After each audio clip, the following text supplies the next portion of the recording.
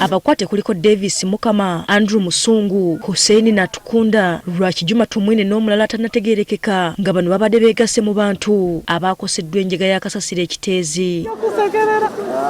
Bano betusanze ku poliisi ekiteezi abatuuze bennyini beekubidde enduulu oluvannyuma lw'okubalaba nga bakaayanira ebintu. Waliwo ebeerimbika anti naye abakoseddwa anti omuntu waabwe oba ennyumba zaabwe oba kiki babadde ba landlord naye bakoze ki bakoseddwa. Waliwo abalimbika kati jo twakuteyo batano bali wano mu kaduukulu kaffe. Omwogezi wa poliisi mu Kampala n'emirirwano Patrick Onyango ategeezezza nga bano we bagenda okuggulwako omusango gw'okweyita kye batali.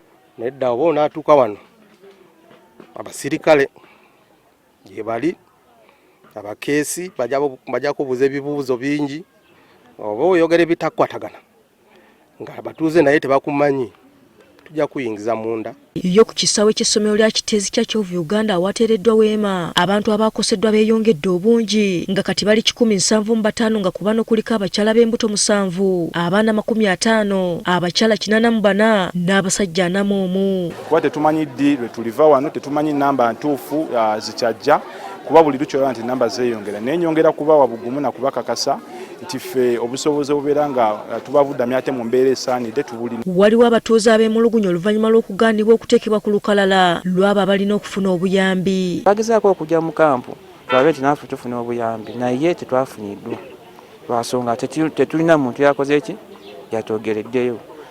Gavumenti yaze kukoma eri abantu we bali naye nga naffe eno gye twaliyo abantu. Kati okweyongera kw'abantu bano kuleeseewo okutya mu by'obulamu byabwe. Bazudde nti enamba gye zikomye okubeera nga zeeyongera kitadde akazito ku by'obulamu ensonga lwaki twayongeddewo weema endala entono eno gy'olaba ekola ng'eddwaliro mu kampu eno ng'ene managing w'ekitongole kya KCCA wamu naffe munono mulimu dokita omu wamu n'abasawo abalala 2 abagaba obujjanjabi obusookerwako. Wamala agamba mu kiseera kino basazeewo okubudaabuda abantu bano okubajjamu ekikangabwa ekyabatukako ku lw'omukaga lwa Ssabbiiti ewedde. Nga omanyi nti mbeera yakubeera nti abantu bano beddaabulula twateekawo emmeeza eriko abakugu ab'enjawulo okubeera nga bababudaabuda naye okwawukanako n'ennaku eziyise babadde nga tebagijjumbidde nnyo leero emmeeza eno ejjumbiddwa ng'olwaleero lwokka ebaddeko abantu 16. Baabazira Kisaba kyagenda mu maaso n'okuleetera abantu bano obuyambi. Cliff wano mukulu Cliff yategeeza nga weetaaga